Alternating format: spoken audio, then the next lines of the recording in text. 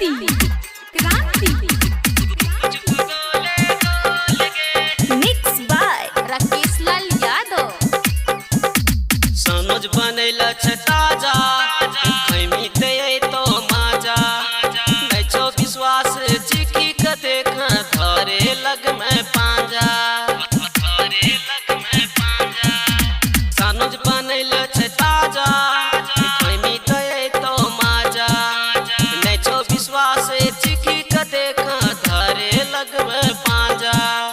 Tight चीजवा मुंगरी करके ढारी देबो झोर गे टाइट चीजवा मुंगरी सहूरी के ढारी देबो हम झोर गे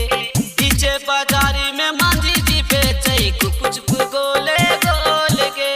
पीछे बाजारी में मांझी जी बेचै कुछ गोले गोल गे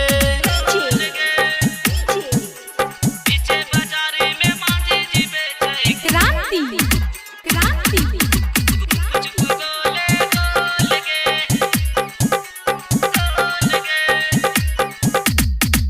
सनोज चंदन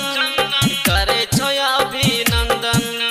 घर से ठेला चलाई के निकले रोटे पर चले छे दंदन सीके सनोज चंदन करे छो अभिनंदन घर से ठेला चलाई के निकले रोटो पर चले छे दंदन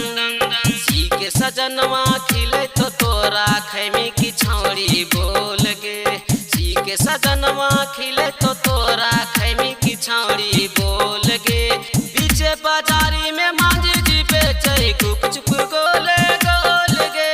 पीछे बाजारी में मांझी जी बेचै कुछ गोले गोल गे।